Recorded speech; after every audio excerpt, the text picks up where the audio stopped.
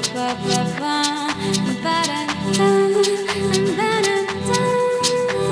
day I'm rising to my inner vision. Welcome to the Unknown Tribe, Palmaïa's channel, where we interview all the amazing people who come through the resort. And this week we have none other than Dr. Olivia Pompa. Welcome to Palmaïa. Thank you. And I hear you've been in Tulum for a while before you got here. Tell us about Tulum. How is it nowadays? I Are you love loving it? Tulum. Yes, we've been here for about 3 weeks now. We were here a month ago. I've fallen in love with Tulum because it just feels untouched to me. Obviously, that's different for me as a tourist. Yeah, absolutely. But I love the feet off, grounding all the time, Barefoot and getting luxury. dirty. Yeah, riding the ATVs around, and honestly eating healthy food. How's the healthy food been going for you in Tulum? Well, for me, it's, avoiding the seed oils. Absolutely. And, they're very accommodating in Mexico, but it's the fresh ingredients. It's all the, the fruits and vegetables that are grown right here in Mexico, not imported, right? There's a different repertoire of fruits here, right? Like more Yeah. tropical fruits. There's also many jungle fruits you can get here that you can't get in the US that don't even get sent there, like something called chico zapote and other things like that. So keep looking around. There's one called mamey, which is it looks like it's got a soil cap around it, but you cut it open and it's like this beautiful, like red, orange, sort of half papaya, half pear thing. So check one of those out as well. Yeah, parcha, passion fruit, my favorite. Absolutely. In Puerto Rico, they say parcha. I don't know what they say here, Not but sure about that one, I've fallen in love with Tulum. But for me, it is the food in Mexico, but also the sunlight. I mean, I am a lizard. I love the sunlight, and knowing that it's healthy for me is what I love. Is it a most reptilian, about it. eh? Yeah, right? Literally. Yeah. So I've loved Tulum. Yeah, I think Tulum's amazing. I mean, my inspiration for building this place originally, many years ago, was creating a luxury version of Tulum, because it was always a bit more like basic down there. And obviously it's changed a lot in the past 8 years and everything. But originally my idea is, how can I create that experience here in a way that feels more luxurious and where the service is amazing and the food's on par and everything. So maybe as we're talking about food, we should go straight into seed oils. Why not, right? Yeah. Well, the other thing I wanted to mention too, I feel so good in Tulum. Yeah. Because they don't have as much EMFs. I mean, you just don't even have, I know we're diving right into it, but I'm just so passionate about it. I mean, when I feel good, I can make a bigger difference, right? Yeah. And teach people better about They health. probably stuck the network up there, but they probably just fell apart and they never repaired it. Yeah. So it was probably the service, like phone service. there isn't any. Yeah, most there's places, not good service. It does feel different, doesn't it? Yeah, 100%. Here we have, for example, we have the Wi-Fi network, obviously. But in the rooms, you can switch the Wi-Fi off. And I have it, obviously, where I am, I have it when I come in, I'm completely switch it off always. I do feel a difference energetically and the sleep and everything, right? There is a difference. It's magic, yeah. And most people say it's a conspiracy theory, 5G and EMFs, right? Where's the science? Show us the science, right? But there is a lot of science behind it, right? Yeah, I mean, you can look at the science all day long, but we're bio-individuals. If you feel a difference walking on the beach and being out of EMF exposure, that's enough for me. Yeah. I feel better. I sleep better. I dream better, right? I don't feel as inflamed. Yeah. So for me, reducing EMFs at home is a big one. And I have my router to my Wi-Fi hooked up to, which I'm super for being completely plugged in, Ethernet, and having no Wi-Fi at all. Yeah, However, hardwired, in my absolutely, apartment, it's very hard. So I do have Wi-Fi. And, I'm speaking to the people also that can't get rid of it, right? They have to have Wi-Fi. I have mine plugged into a Christmas light timer. So at night, so it goes off at night. It goes off at 10 p.m. every night, and Yeah. then it turns right back on at 6 a.m. So it's cool too, because people who were super addicted to scrolling on their phones or like watching TV at night, mine just turns off. That's a really good tip. Yeah. I like that one. Have you read a book called The Invisible Rainbow? It's amazing. So it talks about the history of electricity and humankind, and since it came about in the late 1800s, and then the radio signals came out in 1918, and it tracks clearly how human health has just deteriorated as when electricity came about and existed in its first place. So it's not even EMFs. It talks about electricity as such. It's such a powerful force that it affects the body so much, and over time we adapt to it, but we still feel the effects of it, And the Earth obviously has what's called the Schumann resonance, they call it, right, which is the frequency that the Earth pulses to, which I think is it 5.32 megahertz or something. I can't remember. Someone can correct me with that one, please. But anyway, the Schumann resonance is the one that heals us, right? So by walking barefoot and being in nature and the resonance of the planet, we heal ourselves, and our body sort of goes back to homeostasis. But all the electro frequencies that we're having now, and the 5G and the 6G coming up and everything, is distorted this natural frequency. So now we have to search for technologies that give us back the frequencies that we need, right? Yeah. So back to seed oils. Can't get away from that one. Back to the hottest topic, in the world right now. I want to talk about it because what I want to talk about is like the extreme views, right? Like, for example, I see like vegans say, no, if you eat meat, you'll die. And then meat is safe. If you eat vegetables, you'll die. And it's just so polarized, right? Yeah. Everything's become so polarized. Politics has become polarized. And they're just constantly dividing people. And usually the right path is usually a middle path, no?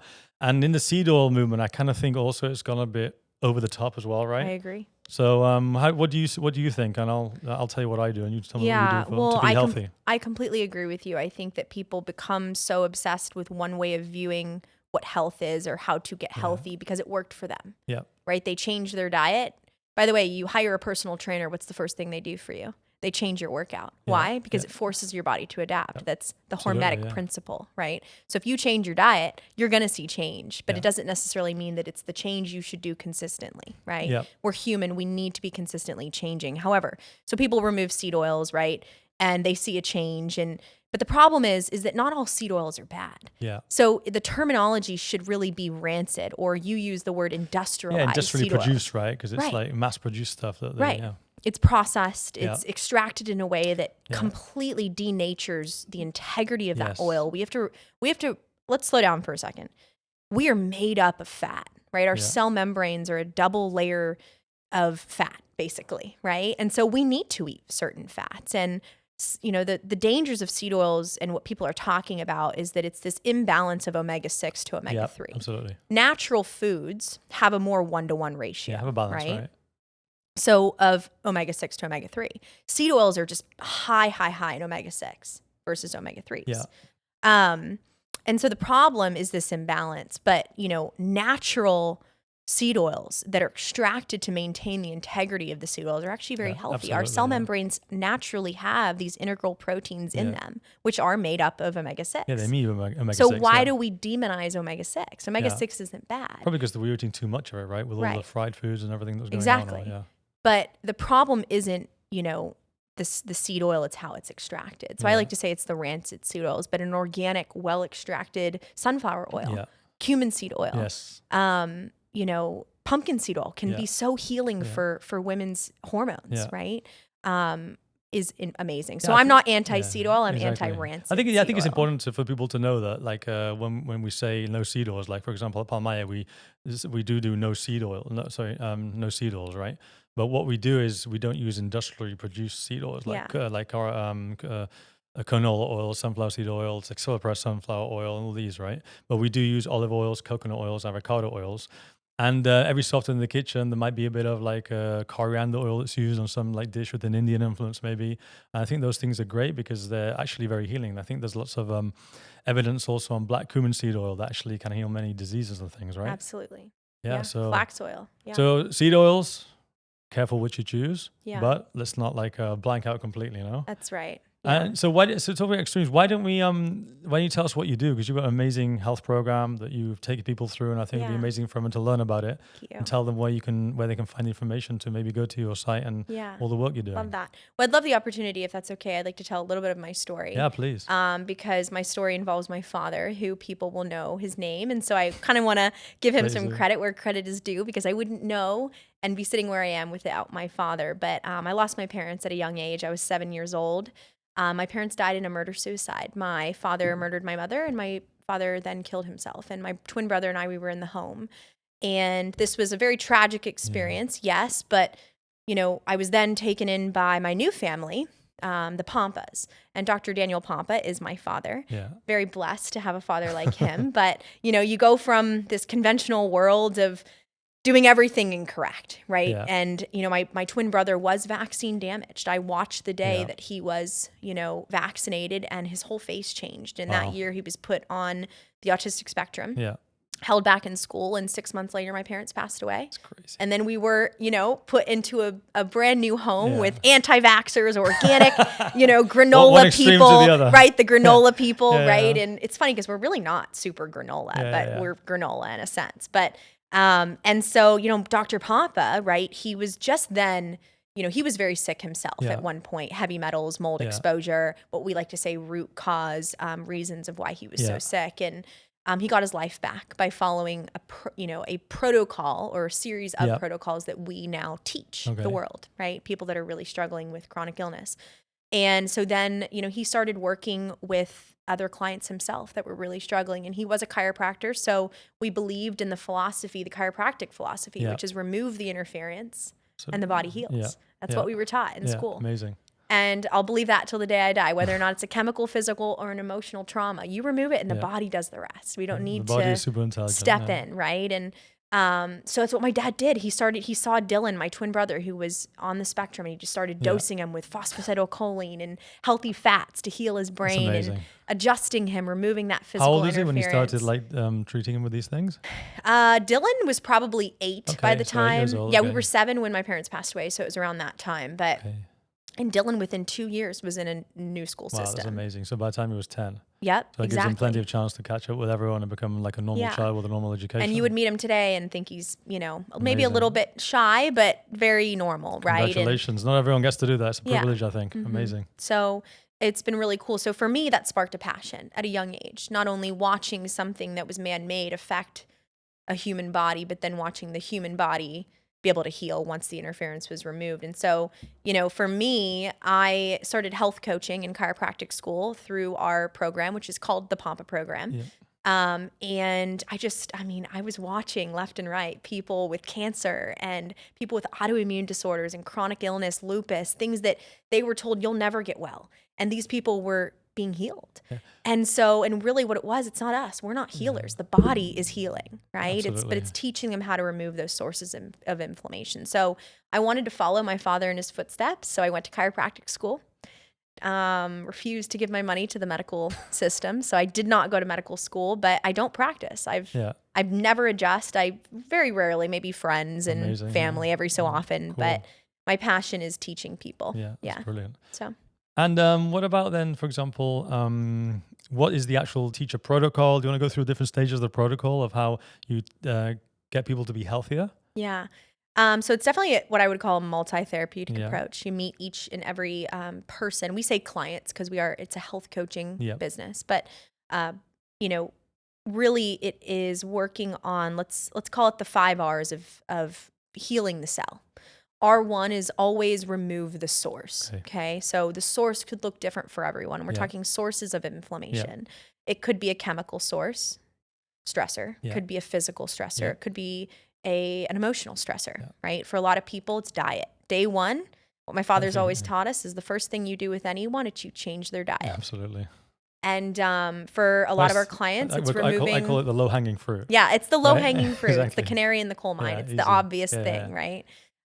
So we do work on the diet, work with everyone, but the big one is the environmental stuff. It is what's in your home. Is your home making you sick? Could it be EMFs? Could it be mold? Yeah. Could it be mycotoxins in your home? Yeah. Heavy metals is a big one as well. Yeah. And so, it's removing the source of the exposure. Yeah. So yes, you may have heavy metals in your body, but where did they come from? Right? Not many people know about mold, really. Can you elaborate a bit more on that and on what it could be and how dangerous really is it? And, it's not something you hear commonly talked about. So I was interested when I heard what you were doing and how you mentioned mold quite a lot. And I've never really considered it myself, honestly. So it'd be interesting to hear more about that. Yeah, mold's a big one. Mold's the silent killer, right? It's the one you can't see, especially the molds that are making people sick today. They don't see it. It's usually behind a wall. Or it's behind a piece of furniture. It's behind a washer or dryer that leaked. I think there's 2 questions you can ask someone to right away get an answer if they should dive into it, right, and investigate is, number 1, do you feel better when you travel? Yeah. Do you feel better outside of your home for a period of time? So if you leave for, a couple days or even weeks, do you feel better? Yeah. Yes or no, right?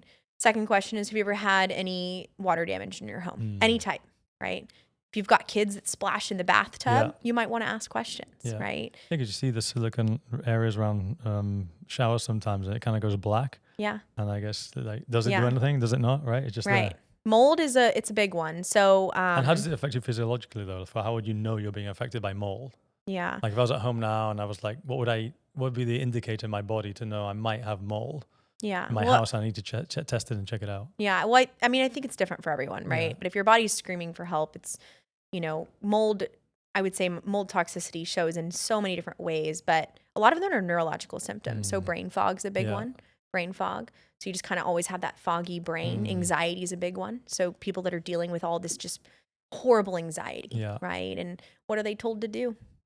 Go take a medication. Yeah. Right? So I guess most people probably suffer from some level of brain fog and anxiety, right? So if you are, then maybe what you then do, I guess, is like mold is just one you need to tick off the box to make sure it's not that, right? It's like a elimination process. I mean, no? Yeah, and that's actually what our health coaches do. Yeah. We sit down with our clients and we ask them a series of how many questions? Hundreds of questions, and it's never one thing that's making people sick. And when I say sick, I'm talking people are really struggling with a variety of symptoms and they don't know why. And they've probably seen 10 different doctors before they finally, figure out that it is mold. It's heavy metals. It's emotional trauma.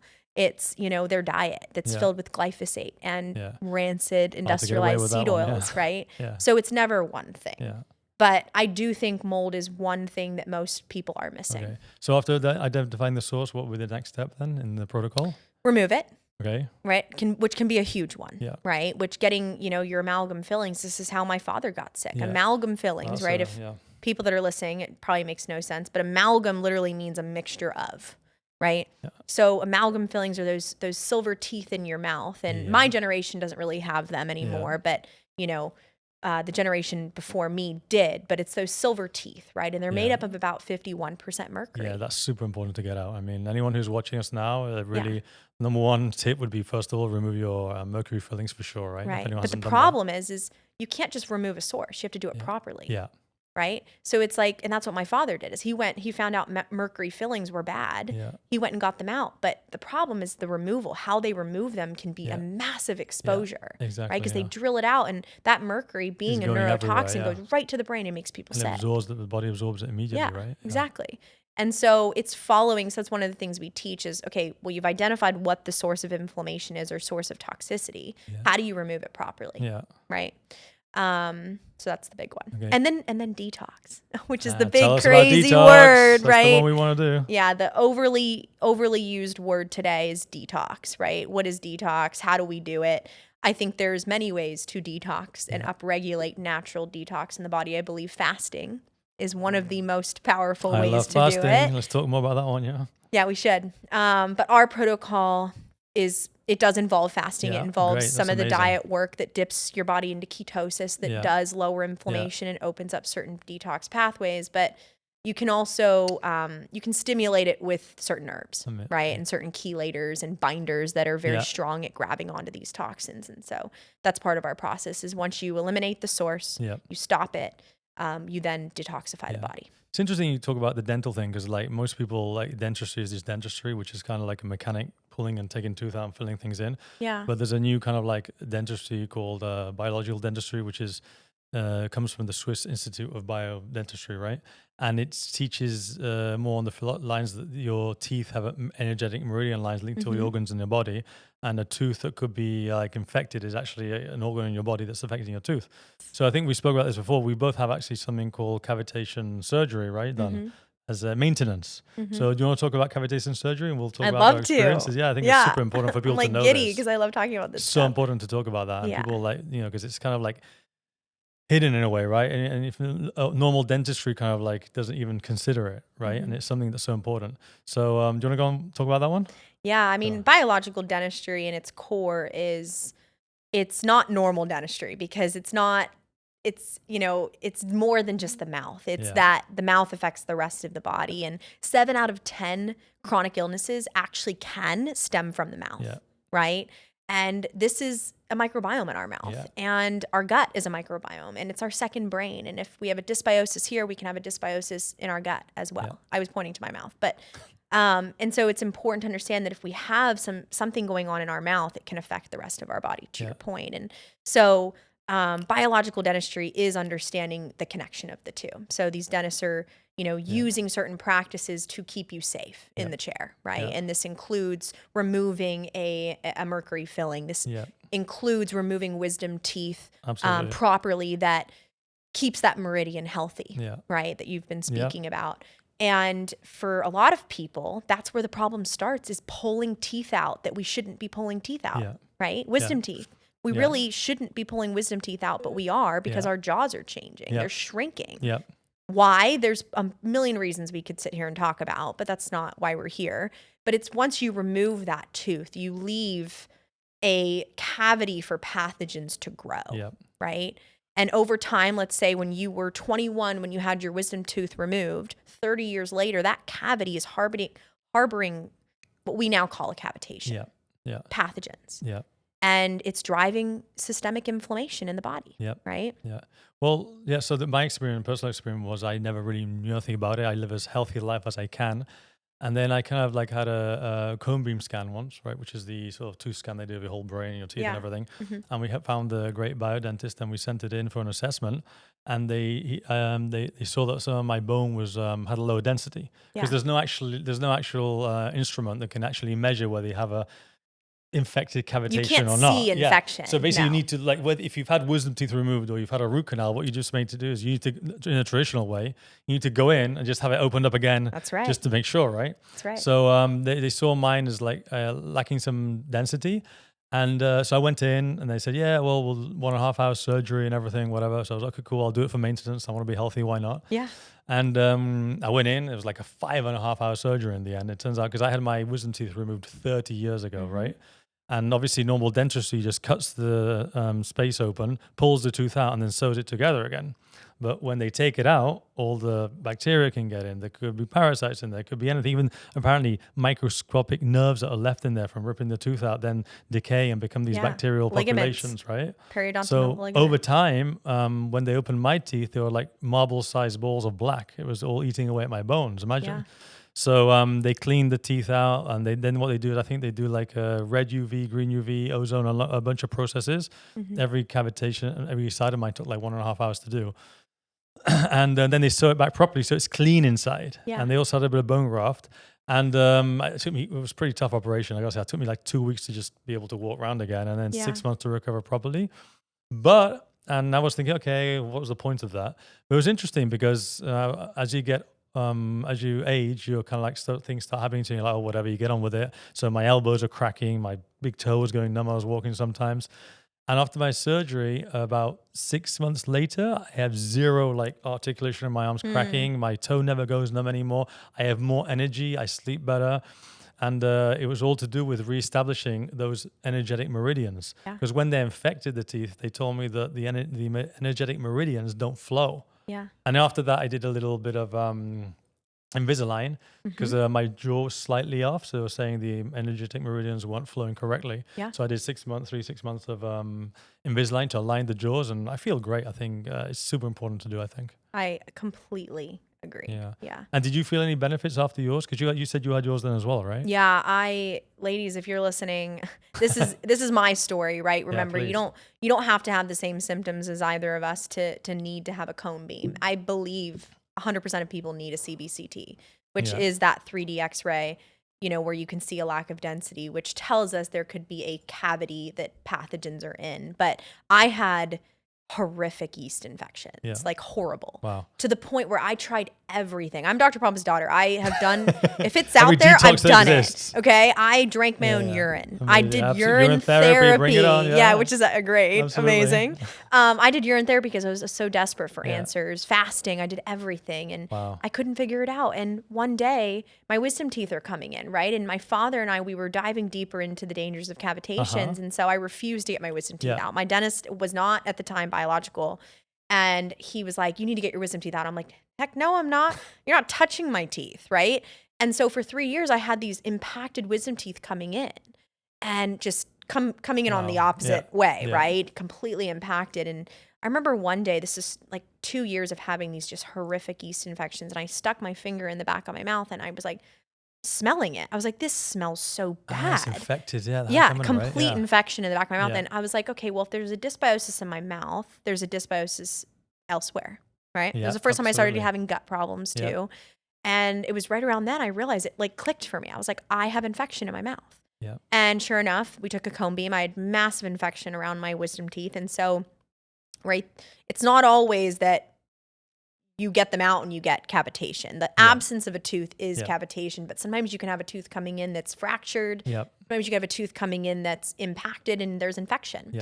And so for me, I had my cavitations in the tooth. I had the wisdom teeth removed, but properly. Okay. There's a way to do it properly now. And I've never had a yeast infection since. Wow, that's amazing. That's incredible. Well, my wife's father, he had like a really like rotten sort of like some problem with some tooth, and he had really bad diabetes all his life, and he had the surgeries done. He had his tooth removed, and they put another tooth in. But a month later, after having a tooth removed, his diabetes went. Yeah. So it's crazy how cavitation incredible the mouth is, right? How mouth infections are one of the leading reasons for and we're not talking diet related, but drives issues like diabetes and heart problems and blood pressure issues. Well, it makes sense in a way, because when we think about it, your mouth is exposed to the entire world constantly. The rest of it is hidden inside of us, right? So the more the mouth's exposed, the more stuff it gets exposed to, then the more likely something's bound to happen, right? Exactly. Which is why dental hygiene is so important. Absolutely. Right? Tongue scraping. I love that one, with a bit of copper, right? So this would be, to bring it back, like cavitations, right, is a source for pathogens. Right. So when we talk about in our program removing sources, getting your cavitations done, or a root canal, we didn't even talk about root canals, right? Root canals are dead tissue in your mouth. Same it's effect, basically a cavitation, but we don't term it that. Now you can infect the same inside, right, with parasites and bacteria. Exactly. Right. And so it's a hidden infection. So we remove that. We teach our clients how to get rid of them properly. Right. You know, in such a polarized world now where everything's one side or another, and people are just always attacking the other side, and when we're trying to, like, I think we have a similar mission that we're trying to just get people healthy, right? And whatever it takes, it takes. What do you think? How do you transmit the message so that people like don't like think, oh, you're this, you're that, and how do you get people on board, right? Because the hardest thing is I find is to get people on board with the idea to try it in the first place, right? But before we had the problem of people are too lazy or don't want to. Now we've got the polarization as well, right? So how do you contribute to health in a way that doesn't segregate people more and like split them more? And that's such a there's so many parts to it, but I think it's just getting them to make one change. If you can just inspire them. I think always the first question is why? Why are you listening to this podcast in the first place? It's not because you want to lose weight. It's not because, you want to know more. It's probably because, I don't feel well and I want answers so I can play with my grandkids. Why are you wanting to get healthy, right? And when you come back to your why of learning this information, it drives you, it motivates you. And that's what we do with our people that we work with is, why are you here? Why do you want to know this information? Well, most of the time it's because I want to play with my grandkids, or, I want to, be around when my daughter gets married, that sort of thing. And for me, I want to help people like my brother, that I watched just be completely vaccine damaged, and we can reverse that because the body is healing. So first and foremost that, and then once you have that motivation, you can start to create small change. But most of the time what people struggle with is they fail at the first thing, right? They come into our program and, just changing their diet is hard because they just simply don't know how. The information is hard to access because, to your point, there's so much polarizing information that people are like, wait, I was told to avoid seed oils, but now I'm being told that seed oils are actually healthy for my cell membrane, so I'm confused, right? So how do we meet in the middle? So I think it's always meeting people where they're at. It's not always, I have the perfect answer, here it is. It's no, we're going to meet you where you are. And when you start to make those small changes, then you're going to see results. I'm glad you said that, because our slogan is really Palmaïa, meet you where you're at. Because the way I do it within the business is that I try and create an experience that's fun, which is going on vacation, but you integrate this like stringent protocol with all the foods and the way everything's processed and made here, and all the activities in a way that it's fun. And then people, without having to feel like they're forced to do anything, can dip into these different experiences and hopefully have a moment where they think, oh, I like this. I feel better, and by feeling better, then hopefully they'll take that habit home with them, no? Yeah. Well, I've been in heaven here. Good. How's it been? I was telling you when I met you, I've never been to a resort in all-inclusive. I know it's not true all-inclusive, as you said, but it's all-inclusive. And, it's so funny because you joked, you were like, well, you would never do that because the food isn't good. Yeah, no, you never go to the lifestyle's not good, right? I would never go on a cruise because I just be healthy, it's lethal. I can't eat the food. And then I'm in misery, right? But it's like here, I'm happy. I'm like filming videos. We walk into the hotel room and I'm like, look at what's in the mini fridge. Like Kombucha. I was like, look at the menu, the in-room menu. So it's just been really cool. And for me, it also, again, it's how I feel. So when you can be in a place where you're constantly grounding and you're so away nice, from isn't the it? electromagnetic frequencies and, you're just in a healing place, you just feel better. Yeah. And so that's, I feel like, where people come here, thinking they're coming on vacation, but they also, But then they heal at the same time.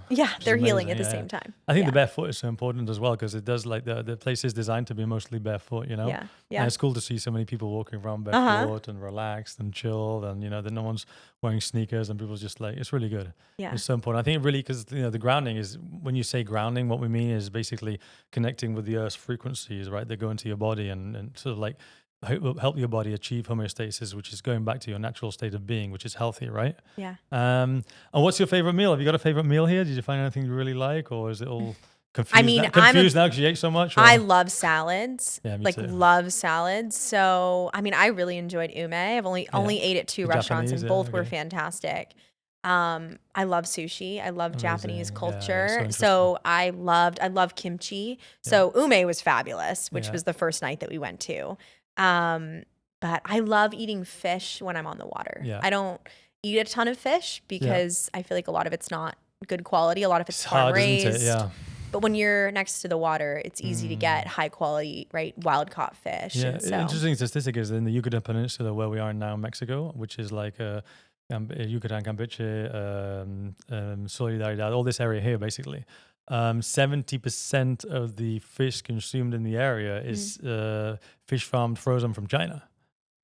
Which is crazy, imagine, because all the fisheries have been outfished, and there's not that much fish anymore because they haven't really controlled it anyway. Wow. Which is a real shame. So getting good quality fish is even difficult here, Wow. Which is like pretty much the same story mostly around the world, right? Yeah. It's a good documentary called Seaspiracy. Have you seen that one? Yeah, it's a sad movie. It's pretty scary, yeah. And it shows how everything's just being outfished, and hopefully we can return to more sustainable fishing practices, which is why we need to support all farmers, not just the sea and the sustainable ones. fishermen and the farmers and everyone, because it's so important to have a healthy food from the source, right? Yeah, let's talk about that for a minute, because we were I was excited to talk about that with you, just about sourcing local food. And I think it's really hard for a lot of people, especially people that live in food deserts. I know for me, like prioritizing every Saturday going to the farmer's market. That's but amazing. in America, it's like farmers markets are 3-4 times the price. Yeah, like buying an apple is like so expensive from the farmer's market in America. And not everyone can afford that, sadly. I think what happens is that so much government regulation. I'm a true believer that government shouldn't intervene as much as it is now. They intervene way too much in our life, and there's anything you do, they charge you for, right? So also, I think farmers in the US have had a huge hit from the government, from regulations, laws, and things. So I guess the only reason, their expenses must have gone up, right? Maintaining the farms and everything. And that unfortunately has reflected in a more expensive price. So I think between us all, we need to maybe pressure to bring new legislation out to help, promote subsidies for farmers to help them so that better food can come out to the people. Because if we can't just all live on industrially produced meats and vegetables, right? Because they're all poison basically, right? Yeah. So how do we get healthier food to the entire world? Yeah, my thing is if you can support the farmer doing it right, absolutely, do it because they deserve it. Yeah, for sure. That's hard work as well, isn't it? And I like we were just we were doing a fermentation class right before this. Yeah. And I love what Mar teaches. He owns Woollis in Tulum. Woolies Market, and that's how I kind of got connected with you guys, because I filmed a video at this amazing market that's around deliciousness, right? Not an organic market, a deliciousness market. And because organic, sustainable food, regeneratively farmed food tastes better. So that's like his whole thing, right? That's the concept. And I fell in love with that. Yeah. But, what he does is he purchases all of the extra produce from these farmers that are doing it right. Yep. And then he ferments it. Yeah, absolutely. Right? It's It's really amazing. good. Yeah. And he also has his own organic farm, so they have lots of good things going on there. So cool. I want to talk about that. Was funny actually, because when they sent me the information, this person's going to be here, and you did a post in the store, right? And you just talked about how healthy it was and this and everything. And certainly a lot of people started going on commenting, I'm not going to visit anything because you support Maha. And I'm like, I was thinking, she's posting something that is trying to get people to be healthier. I mean, that doesn't help, right? Attacking people who are like, just trying to do things that are, why is health political suddenly, right? It's crazy. Health shouldn't be political, right? Health should be a basic human right for everyone. That's right. And we shouldn't put it into a political box, right? Just because you don't want to eat like seed oils, for example, doesn't mean you're left or right or center or some extreme religion, right? It means that you're doing it for health reasons for yourself. That's right. And for source, not for any government institution, no? The other thing is when someone tells me because I'm a chiropractor, I can't talk about food. It's not in my scope of practice. Ooh, That's the good sounds one. very limiting. So we're only supposed to listen to medical doctors Exactly. that drink Coca-Cola and tells us that grain should be our only way that we eat carbs, right? So it's interesting. But again, I think we're always going to have division, unfortunately, but I think it's helping people find the answers that they're looking for. I think we need to strive for a middle ground so everyone can be happy and healthy. I'm sure there's a way. We'll just have to like find a few bumps along the way and find it, no? That's right. And what's your next health journey then? What are you going to do? You've got the project, you're doing all this amazing coaching and everything. Are you going to do anything else? All the knowledge and your family and everything that you guys have that you're doing? Yeah, well, we have the Maha documentary coming out, actually. Cool. So what's it about? On the 27th. My father he was interviewed in the documentary, so that's really cool. I have a feeling that people will be super drawn to want to learn the detox and what we are teaching in our program. And I can give you guys some info for your listeners if they're interested in getting coaching with us. But me personally, I do train our health coaches, so I'm very much so involved in that company. But me personally, I'm very passionate about the emotional side of healing and how trauma in your life can affect the body physiologically, right? So we talk about how root causes of disease are stressors, right? And I'm not talking about like, oh, I'm stressed for this test, or I'm stressed because I've got a lot going on in my life. We're talking about, physical stressors, like an accident, right? Even me sitting like this, crossing my legs is in a way a physical stressor, right? Chemical stressors are things like heavy metals and mycotoxins in your home.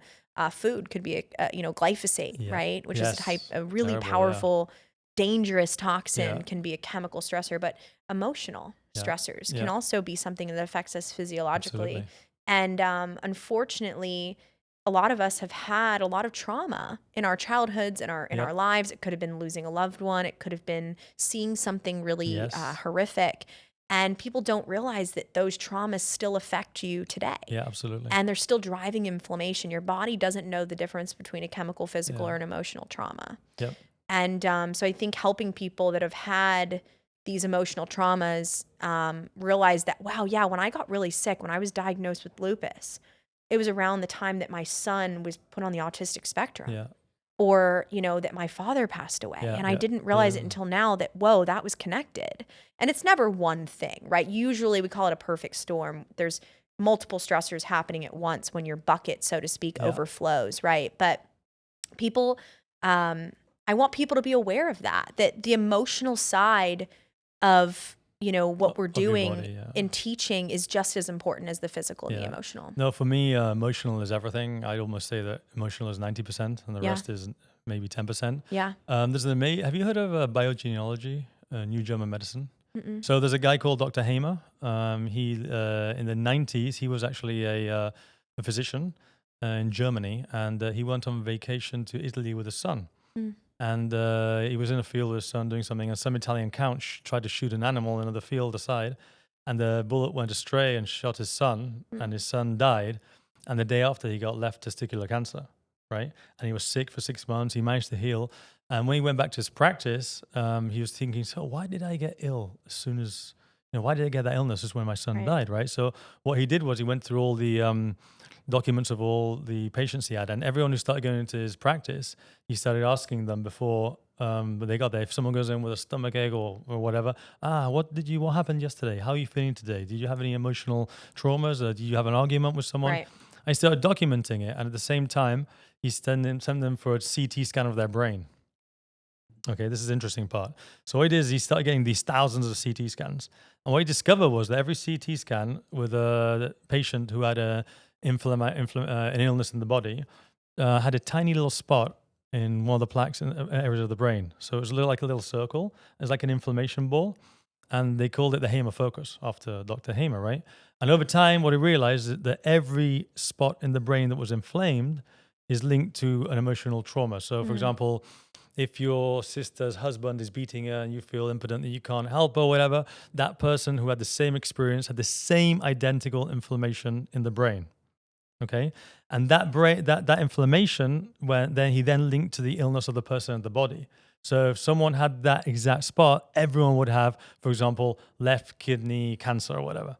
So left kidney cancer or whatever illness in the body is linked to that inflammation of the brain. Wow. So he managed to prove scientifically how the mind trauma affects the physical body.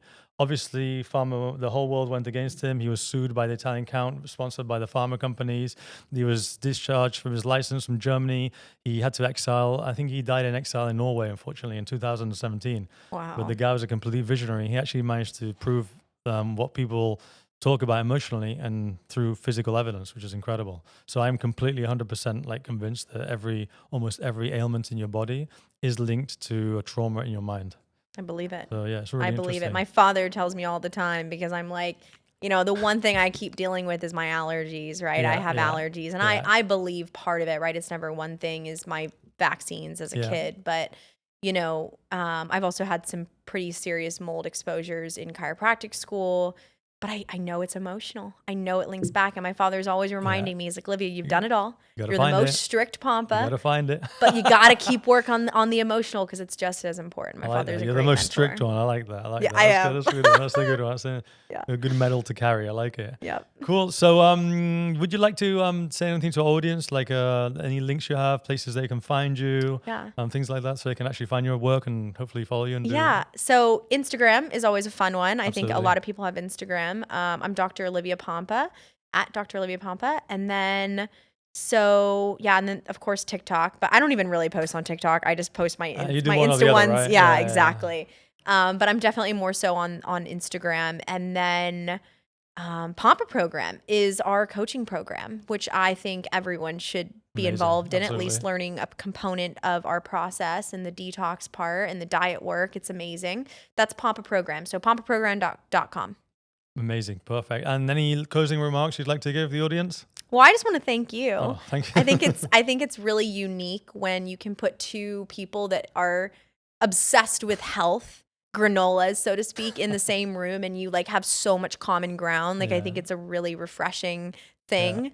And I just think that's really cool. I loved our conversation about seed oils. I think that's really powerful because it's not always about avoiding everything. Absolutely. You can't avoid everything. And I love that you brought up the 80-20 rule. And I think you can apply that to so many different things in our lives, right? And, I'll give you a perfect example. Like I am the most strict Pompa, but I still will get my hair done because it makes me happy. Yeah, absolutely. And I will still get my nails done because it makes me happy. Enjoy life as well. Exactly. Yeah. So I think it's about, again, meeting people where they are. Yeah, I think it's also important, just basically whatever we talk, whatever our opinions and values and purpose is, right? We're all just trying to make people healthier in this movement, right? So, just what we're trying to do is good for people. And we hope that people can take it in that loving and accepting way and maybe hopefully learn from what we're doing. And they can teach us as well. I learned so many things from so many amazing guests here who I meet some incredible guests here, and it's absolutely so amazing, and I love it. And thank you so much for coming, and it's been a pleasure having you here. Yes, thank you. Thank you. Ba, ba, ba, ba.